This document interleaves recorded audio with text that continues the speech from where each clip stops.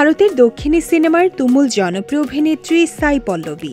সাধারণত romantic drama ঘরানার সিনেমায় বেশি দেখা যায় তাকে। ভার্সেটাইল অভিনয় শিল্পী হিসেবেও দারুণ খ্যাতি কুড়িয়েছেন তিনি, কিন্তু এত ভক্ত, অনুরাগী আর শুভাকাঙ্ক্ষী থাকার পরও তাকে নিয়ে কখনো প্রেমের গুঞ্জন খুব একটা দেখা যায়নি। শুধু তাই নয়, প্রেম বিয়ে নিয়ে কখনো কথা বলতেও দেখা যায়নি এই অভিনেত্রীকে। এখনো অবিবাহিত তিনি, ব্যক্তিগত জীবনেও একা বলেই দাবি তার। তাই তো দর্শকদের মনে প্রায় প্রশ্ন জাগে, ৩০ বছর বয়সী এই অভিনেত্রীর কেমন পুরুষ পছন্দ।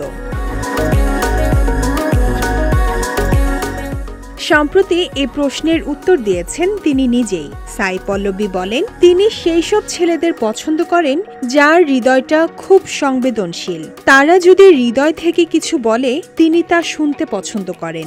যারা নিজেকে নিয়ে গর্ববোধ করে সেসব পুরুষদের তার পছন্দ নয়। এছাড়া সবাইকে অবাক করে সাই পল্লবী বলেন, কোনো পুরুষ যদি ফিট থাকে তবে তার বডি বিল্ড করারও প্রয়োজন নেই। যারা মেয়েদের উদ্দেশ্যে প্রণোদিতভাবে আঘাত করে না এবং আত্মত্যাগী, তাদেরকে তার বিশেষভাবে পছন্দ।